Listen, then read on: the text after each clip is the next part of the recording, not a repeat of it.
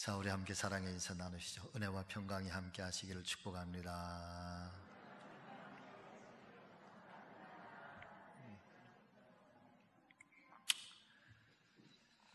오늘은 함께 봉독하신 이 빌립보서 2장 12절 이하의 말씀을 중심으로 바닥에서 하늘을 본다 라고 하는 제목으로 하나님의 말씀을 증거하려고 하는데, 아무쪼록 이 아침에 성령께서 우리 가운데 역사해 주셔서 말씀이 깨달아지기를 바라고, 또 말씀이 은혜와 또 능력이 될 수 있도록 역사해 주시기를 간절히 소망해 봅니다. 사랑하는 우리 믿음의 가족 여러분, 가끔은 바쁜 일상을 살아가시면서도 잠시 동안이라도 고개를 들어서 하늘을 바라보고 싶지 않으십니까? 말씀을 준비하면서 몇몇 분들에게 하늘 한번 보셨습니까? 라고 여쭤보았더니 그 중에 어떤 분이 한 분께서 이렇게 말씀을 하십니다. 아니요, 사실은 하늘이 있다는 것조차 잊은 채 살아가고 있는 것 같습니다 라고 하시면서 그제서야 고개를 들고 하늘을 바라보시면서 하시는 말씀이, 하늘이 참 곱네요, 날씨도 참 좋고요 라고 이야기를 하시는 것이었습니다. 그렇습니다. 우리는 과연 하루에 몇 번이나 하늘을 쳐다보면서 살아가고 있는 것일까요? 물론 요즘 하늘을 보면은 맑고 청명한 하늘을 보는 것보다는 미세먼지로 말미암아서 희뿌옇고 또 가시거리가 얼마 되지 않는 그런 회색 하늘을 보는 것 같아서 마음이 조금 안타깝기는 하지만은, 그럼에도 불구하고 그런 하늘이 있다는 것조차 잊으면서 살아간다고 하는 것은 어찌 보면 참 서글픈 우리의 일상이 아닌가 싶습니다. 로버트 슐러 목사님께서 쓰신 적극적 사고 방식이라고 하는 책이 한 권 있는데 2008년도에 나온 책이죠. 그런데 이 책에서 로버트 슐러 목사님은 하나님의 사람들, 다시 말씀을 드리면 성도들이 복된 인생을 살고 축복된 인생을 살고 성공적인 인생을 살아가기 위해서는 하나님 안에서 생각이 좀 바뀌었으면 좋겠다라고 하면서 적극적인 생각과 또 적극적인 믿음의 의지가 있어야 되는데, 그 중에서도 몇 가지 강조하고 있는 내용을 소개해드리면 다음과 같습니다. 첫 번째는 실패에 대한 두려움이 당신에게 있어서 가장 큰 적이다.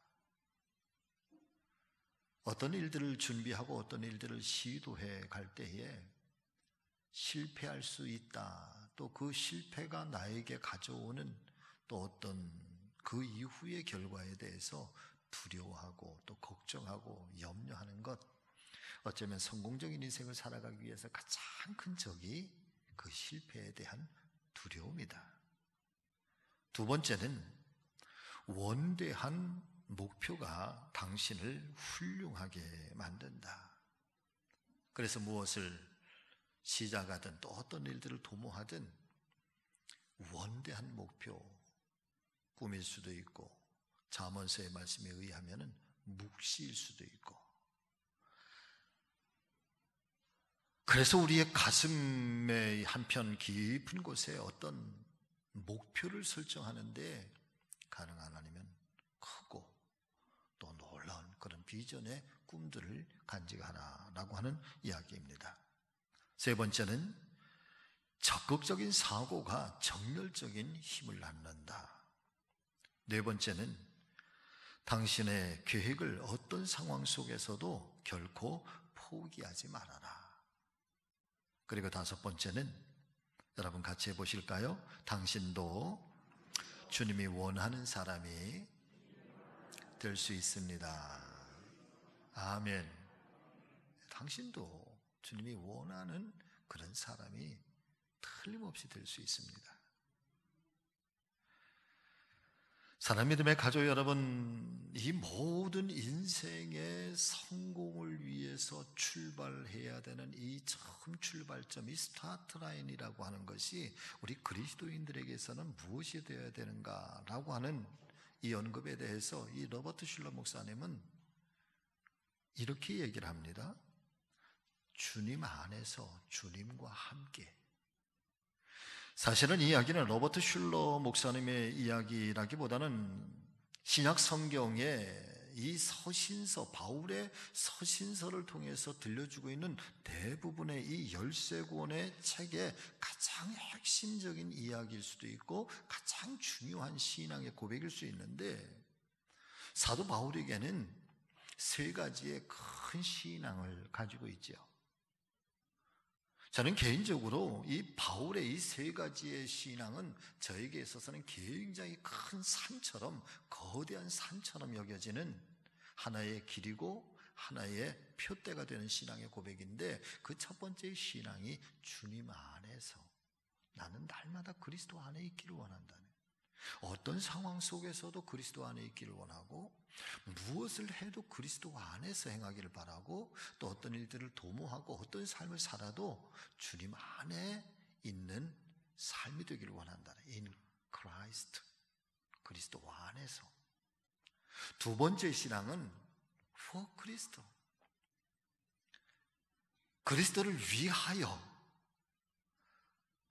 내가 어떤 일을 도모하고 어떤 생각을 품고 어떤 일들을 행하고 어떤 일들을 갖추어가는 이 모든 것들은 결국은 그리스도의 영광을 위하고 주님을 위한 삶이 되고 주님을 위한 일이 되기를 원한다. 그리고 세 번째는 toward Christ, 그리스도를 향하여.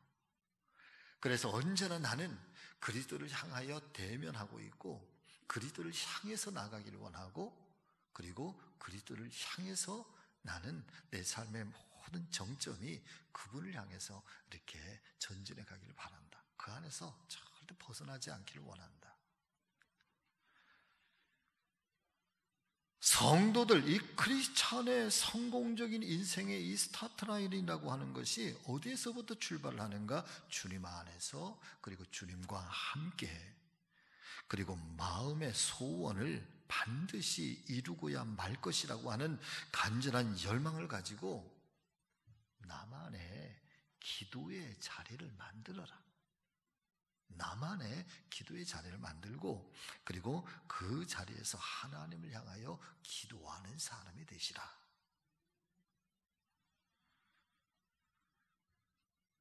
비록 지금은 내 앞에 수많은 장애물들과 현실적인 어려움들이 가로막고 있어서 내 힘으로는 어찌할 수 없는 것처럼 보인다고 할지라도, 사랑하는 여러분, 절대로 실망하거나 포기하지 말고 나는 주님 안에서 반드시 승리할 수 있습니다. 주님께서 반드시 나를 도와주실 것입니다 라고 하는 이 적극적인 믿음의 용기와 도전을 계속한다면 하나님께서는 반드시 그 사람으로 하여금 승리할 수 있도록, 난관을 극복하고 영광의 자리에 올라설 수 있도록 도와주실 것을 믿어 의심치 않습니다. 오늘 말씀의 제목처럼 바닥에서 하늘을 본다라고 하는 이 제목과, 그리고 오늘 이 빌립보서 2장에 있는 말씀을 통해서 오늘 우리에게 깨닫게 하시는 하나님의 은혜는 그러면 무엇일까? 첫 번째는 삶의 고난과 역경이 닥쳐왔다고 해서 사랑하는 여러분, 절대 원망과 불평만큼은 하지 말아야 됩니다. 오늘 이 빌립보서 2장 13절과 14절의 말씀을 보니까 너희 안에서 행하시는 이는 하나님이시니 자기의 기쁘신 뜻을 위하여 너희에게 소원을 두고 행하게 하시나니, 여러분 같이 하십니다. 모든 일을 원망과 시비가 없이 하라. 아멘. 너희 안에서 행하시는 분은 하나님이시니, 사실 우리의 삶에 많은 일들이 우리 안에 다가오고 또 우리는 많은 일들을 추구하면서 살아가지만은, 그러나 우리가 고백해야 될 신앙의 정말 멋진 고백이 하나 있다고 한다면 내 삶의 전부를 나의 주님께서 나를 지배하신다.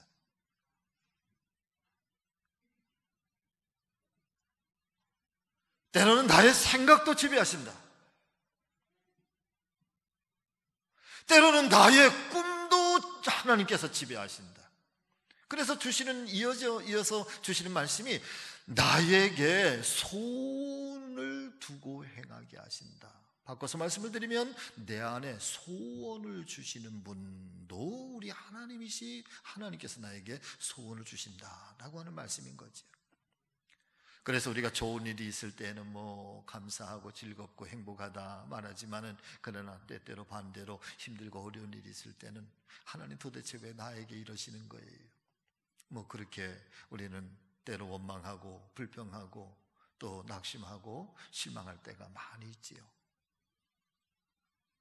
그러나 오늘 빌립보서가 우리에게 증거해 주시는 말씀이 있다고 한다면, 좋은 일도 때로는 좋지 않은 일도 내 안에 생하시는 이는 하나님이시니, 그런 일들을 우리가 감당하고 또 만들어 나가면서 원망하거나 시비하거나 또 불평을 갖고 그렇게 임하지 말아라. 어쩌면 신앙적인 자세에 대하여, 그리스도인이 살아가는 삶의 방법에 대해서 오늘 성경은 지혜롭게 우리에게 말씀하시고 있는 것이 아닐까 싶습니다. 구약성경 민수기서 13장과 14장의 말씀을 살펴보면은 이 민수기 13장, 14장에 일어난 하나의 사건은 이스라엘 전 역사 속에서 굉장히 민족적으로, 국가적으로 중요한 터닝 포인트가 되는 장면인데, 사실은 이 말씀은 이스라엘 백성들이 좀 더 발전적으로, 좀 더 긍정적으로 나아가게 하는 터닝 포인트의 말씀이 아니라 후퇴하게 되고, 그리고 하나님 앞에 책망을 받게 되는 그런 말씀이 이 민수기 13장과 14장에 나오게 됩니다. 그런데 이 말씀이 결과적으로는 이스라엘 역사 속에 굉장히 중요한 신앙을 형성하게 되는데, 이 말씀이 바로 그 말씀이죠. 가나안 땅에 12명의 정탐꾼들이 파송을 받아서 이제 그 땅을 다 정탐을 하고 40일 만에 돌아오게 됩니다. 이스라엘 백성들이 다 모였습니다. 그리고 그 자리에서 그날 밤에 이 보고를 하게 되는데, 그런데 이 10명의 정탐꾼들이 보고하는 내용이 이와 같습니다. 안 됩니다. 이 땅은 정복할 수가 없습니다. 이 땅에 들어가는 순간 우리는 저들에 의해서 멸망을 당하고 죽임을 당하고 말 것입니다. 우리는 저들에 비하면 메뚜기와 같은 존재고, 저들은 거대한 거인의 그런 족속입니다. 절대 이 가나안 땅을 정복할 수가 없을 것입니다. 이와 같은 부정적인 보고를 하게 되면서 그날 밤 그들은 순식간에 용기를 잃어버리고 큰 슬픔 속에 빠져 들어가게 됩니다. 사실 너무나도 오랜 세월 동안 애굽이라고 하는 나라의, 이 강대한 나라의 종살이를 하면서 극적으로 애굽을 탈출하게 되고, 그리고 마침내 가데스 바네아 땅에 도달을 하고, 이제 바로 이 요단강만 건너가면은 꿈에도 그리던 하나님의 약속의 땅 가나안 땅이 주어졌는데, 그렇게 희망을 가지고 그 어려움들을 극복하면서 용기를 가지고 이 땅까지 왔는데, 단 한 번의 보고에 의해서 민족이 무너지고 생각이 무너지고 삶이 무너지고 슬픔 속에, 좌절 속에 빠져들어가게 되는 이 엄청난 일들을 당하게 되는 거지요. 그 일들을 당하면서부터 자연스럽게 그들 안에 성숙되지 못하고 성화되지 못한 그런 고백들이 나오게 되는데, 말씀을 보면 그들은 하나님을 향하여 원망을 쏟아내고 불평을 하게 됩니다. 그 원망과 불평 앞에서 하나님께서 모세를 통하여서 들려주시는 하나님의 음성이 있습니다. 그것이 민수기 14장 27절과 28절의 말씀인데, 이렇게 증거를 해주시고 있습니다. 나를 원망하는 이 악한 회중에게 내가 어느 때까지 참으랴. 이스라엘 자손이 나를 향하여 원망하는 바, 그 원망하는 말을 내가 들었노라. 그들에게 이르기를 여호와의 말씀에 내 삶을 두고 맹세하노라. 하나님께서 하시는 거예요. 하나님께서 나를, 내 삶을 두고 맹세하는데 너희의 말이 나의 귀에 들린 대로 내가 너희에게 행하리라. 사실은 굉장히 어미로운 말씀이기도 하고 사실은 굉장히 두려운 말씀이기도 한 것입니다. 지금 이스라엘 백성들이 행하는 이 원망과 시비와 불평이라고 하는 것이 사람에게 행하는 원망과 시비와 불평이 아니라 바로 하나님 자신을 향하여 행하는 원망이요 불평이요 시비라고 하나님께서 그렇게 인정하고 있으면서 너희가 행한 그 말이 나의 귀에 들린 대로 내가 행하리라 하시면서 비록 이 현실적인 슬픔과 좌절의 순간은 있다고 할지라도 그 순간에 행하는 이 원망의 소리, 또 이 불평의 소리가 얼마만큼이나 하나님의 마음을 불편하게 하고 있는가, 그 사실을 성경은 이야기해 주시고 있는 것입니다. 사랑하는 믿음의 가족 여러분, 저와 여러분들은 어떤 상황 속에서도, 어떤 일들 앞에서도 원망의 소리나 불평의 소리가 여러분 우리의 입술에서 나를 지배하고 나를 주장하지 못하도록 우리 안에 거룩한 성령의 은혜가 우리를 지배하고 우리를 다스릴 수 있는 이 은혜가 함께 하시기를 예수님의 이름으로 축원합니다.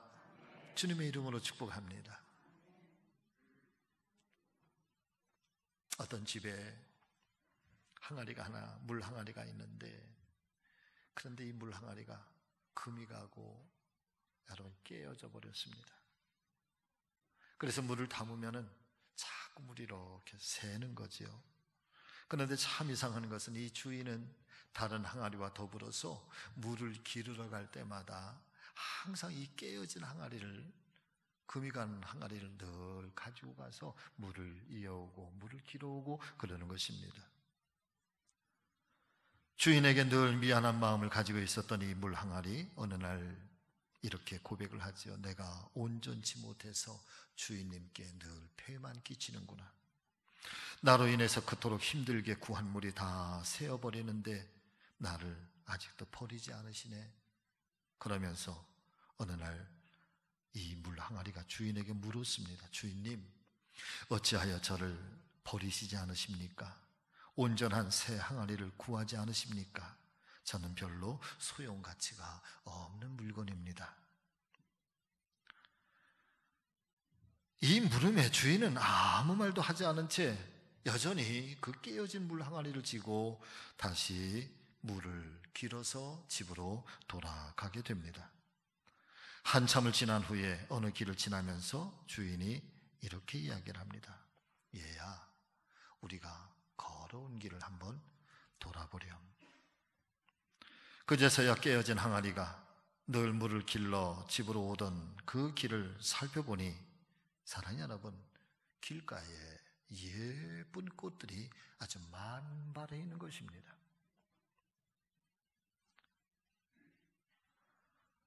주인님, 어떻게 여기 이렇게 예쁜 꽃들이 피어 있게 된 것일까요?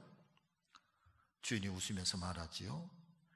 예전에는 모두가 메마른 길가요, 적막한 산하였지만, 그런데 너의 깨어진 그 틈새에서 새어 나온 물들을 먹고 이렇게 예쁜 꽃들이 자라지 않았겠느냐. 저는 오늘 이 이야기 속에 등장하고 있는 이 주인의 넉넉한 사랑, 그리고 이 넉넉한 배려가 굉장히 마음에 새겨지게 됩니다. 사랑하는 여러분들이, 우리는 살아가면서 때로는 금이 가고 깨어진 이 항아리 때문에, 또 때로는 내가 수고하고 땀 흘리고 노력한 이 모든 것들이 소용이 없게 되었다는 생각 때문에 왜 내가 가진 항아리는 이렇게 깨어진 것들밖에는 없느냐고 원망하고 불평할 때가 얼마나 많은지 모릅니다. 그런데 이야기 속에 등장하고 있는 주인이나, 그러나 또 깨어진 이 항아리의 모습을 여러분 살펴보실 수 있기를 바랍니다. 오히려 깨어졌기 때문에, 오히려 금이 갔기 때문에, 거기에서부터 새어나온 이 물줄기 때문에, 많은 양은 아니겠지만 그러나 오래 세월 동안 그렇게 뿌려진 그 물 방울방울들이 사랑하는 여러분, 새로운 생명을 만들어내고 꽃을 피우고 척박한 환경을 아름답게 바꿔가는 이 창조적이면서도 긍정적인 역할을 깨어졌기 때문에, 금이 갔기 때문에 여러분 이 일들이 만들어질 수 있었다라고 하는 것입니다. 그런데 사실 하나님의 말씀인 성경을, 이 창세기에서부터 요한계시록까지 성경 속에 드러난 이 하나님의 사건들과 하나님과 이 쓰임받는, 부름받은 하나님의 사람들의 이야기를 다 살펴보면은 여러분 다 이야기인 거예요. 깨어진 사람에 관한 이야기, 때로는 온전치 못한 사람들. 그런데 버리지 아니하시는 하나님께서 그 깨어짐을 통해서 어떻게 새로운 창조적인 일들을 만들어 가시는가, 어떻게 긍정적인 일들을 만들어 가시는가, 어떻게 세상을 변화시키는가 라고 하는 것이 하나님의 말씀 속에서 우리에게 들려주시고 있는 지혜의 말씀, 위로의 말씀이기도 한 줄로 믿습니다. 너희 안에서 행하시는 이는 하나님이시니 자기의 기쁘신 뜻을 위하여 너희에게 소원을 두고 행하게 하시나니 모든 일을 원망과 시비가 없이 하라.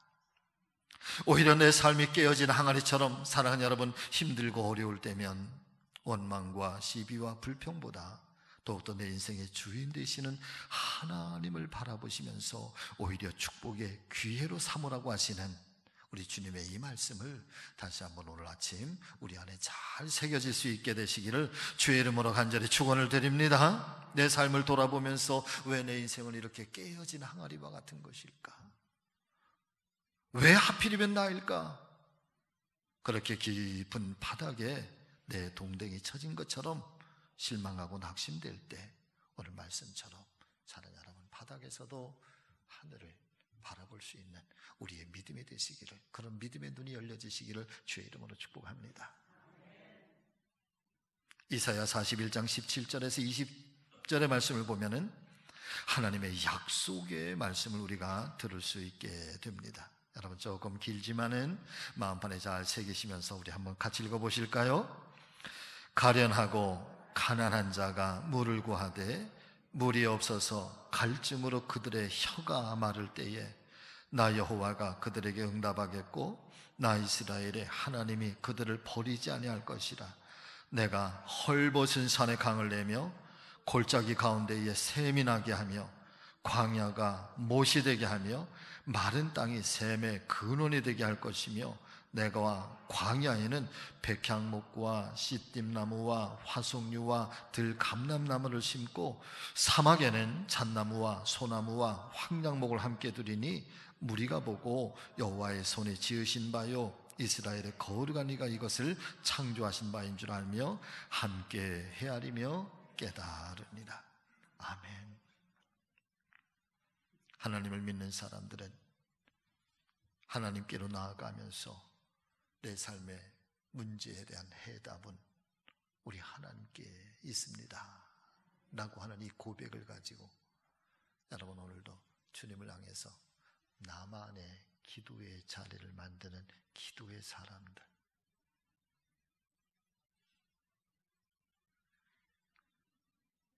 이사야 42장 1절에서 4절의 말씀에는 아주 중요한 말씀이 우리에게 증거되어지고 있지요. 이 말씀도 같이 읽어보겠습니다. 내가 붙드는 나의 종 내 마음에 기뻐하는 자 곧 내가 택한 사람을 보라. 내가 나의 영을 그에게 주었은즉 그가 이방에 정의를 베풀리라. 그는 외치지 아니하며 목소리를 높이지 아니하며 그 소리를 거리에 들리게 하지 아니하며 상한 갈대를 꺾지 아니하며 꺼져가는 등불을 끄지 아니하고 진실로 정의를 시행할 것이며 그는 쇠하지 아니하며 낙담하지 아니하고 세상에 정의를 세우기에 이르리니 섬들이 그 교훈을 앙망하리라. 사랑하는 성도 여러분들이여, 우리 하나님은 상한 갈대를 꺾지 아니하신다. 꺼져가는 등불을 끄지 아니하신다. 오히려 진리로 정의를 세우고 그리고 세상에 정의를 세우기에 이르리니 섬들이 그 교훈을 앙망하리라.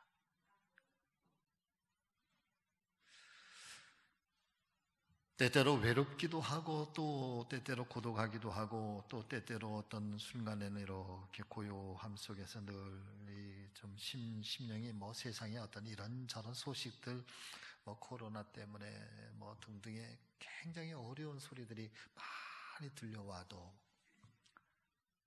가능한 심성이 요동치지 않기 위해서 늘 고요하게 잘 유지를 하기 위해서 말씀에 깊이 묵상을 하게 될 때가 있는데, 오늘 이와 같은 이 하나님의 말씀은 그런 상황, 그런 속에 굉장히 특별히 어떤 위기의 순간들 속에 여러분의 평화를 가져다 줘. 상한 각대를 꺾지 아니하시는 하나님, 꺼져가는 등불을 끄지 아니하시는 하나님, 그런 속에서도 소생케 하시는 하나님이, 그리고 온 인류를 주장하고 다스리시는 그 하나님이 마침내는 온 섬들이 하나님의 창조의 질서, 창조의 능력을 앙망하게 되리라. 여러분이 코로나의 어두운 시대도 여러분 창조하시는 하나님은 또 새롭게 잘 만드셔서 온 세상이 여호와 하나님을 앙망하게 하실 겁니다. 자, 두 번째는 두렵고 떨리는 마음으로 하나님을 의지하고, 여러분 두렵고 떨리는 마음으로 하나님을 바라보실 수 있기를 바랍니다. 12절의 말씀을 보니까 그러므로 나의 사랑하는 자들아 너희가 나 있을 때뿐 아니라 더욱 지금 나 없을 때에도 항상 복종하여 두렵고 떨림으로 너희의 구원을 이루라. 항상 복종하여 두렵고 떨림으로 너희의 구원을 이루라. 이 사도 바울의 아주 굉장히 독특한 그 신앙의 고백을 우리에게 전해주고 있는데, 바울에게는 아까도 말씀을 드렸던 것처럼 그리스도 안에서 그리스도를 위하여 그리스도를 향하여 라고 하는 이 세 가지의 큰 신앙의 고백이 있고, 그의 인생, 그의 삶, 그의 사명, 그의 모든 사역을 다스리는 그의 전적인 하나님 앞에서의 신앙의 고백이 두 가지가 있는데, 첫 번째는 나는 날마다 예수 안에서 죽노라야. 나는 날마다 죽는다는 거야. 내 성격도 죽는 거야. 내 자존심도 죽는 거야. 내 욕망도 죽는 거야. 그래, 나는 날마다 죽는 거야, 날마다. 그리고 두 번째는 남이 나를 치는 것이 아니라 내가, 내 스스로가 이 은혜의 휘초리를 가지고, 말씀의 휘초리를 가지고 나를 쳐서 순간마다 주님께 나를 복종시킨다는 거예요.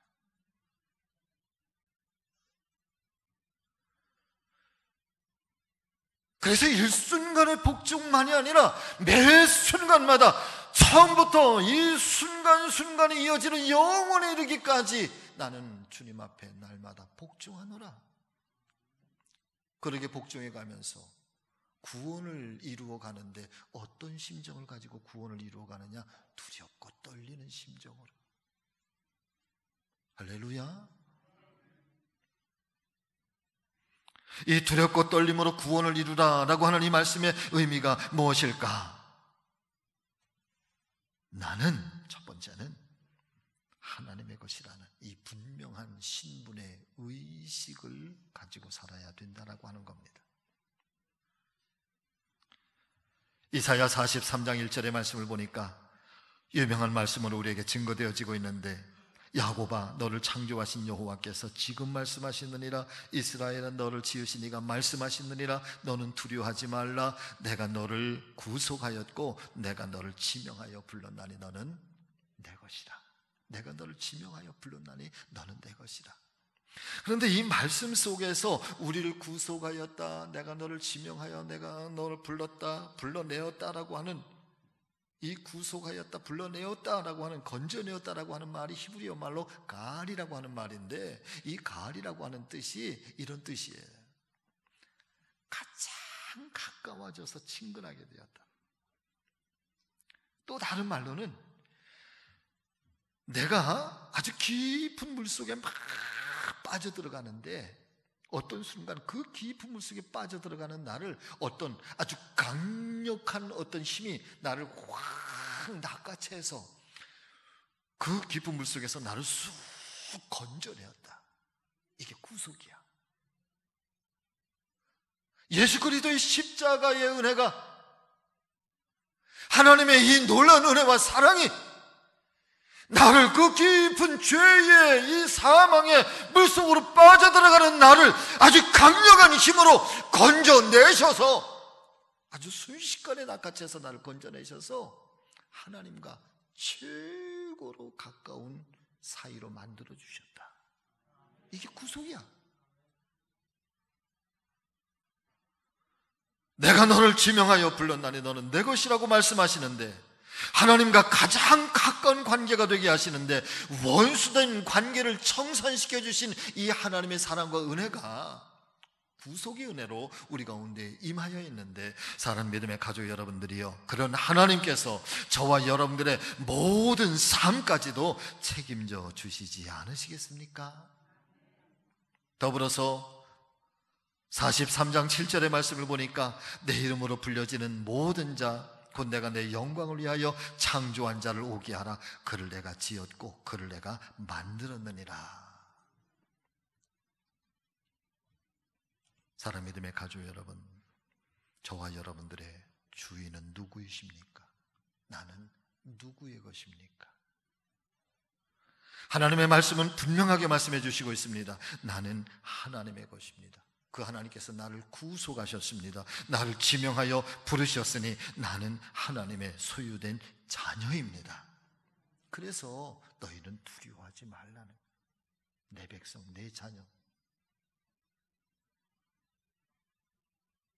세상을 살아가면서 물질의 문제도, 인간관계도, 환경의 문제도, 자녀의 문제까지도, 그 어떤 이 현실의 일들도 두려워하지 마라. 두려워하지 마라. 나는 내 것이다. 그 하나님 백성이라고 하는, 이 하나님의 자녀라고 하는 이 신분의 의식을 가지고 두려움과 이 떨림을 가지고 하나님을 향해서 이 믿음의 길을 살아가라.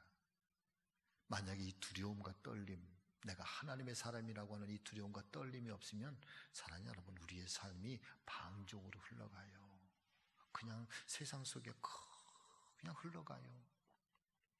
그런 순간 속에 내가 하나님의 사람인데, 나는 하나님이 나를 구속시켜주신 구속의 은혜의 사람인데, 내 안에는 예수 그리스도의 보혈의 피가 흐르고 있는 은혜의 사람, 나는 성령의 사람인데, 그러면서 깨어날게요.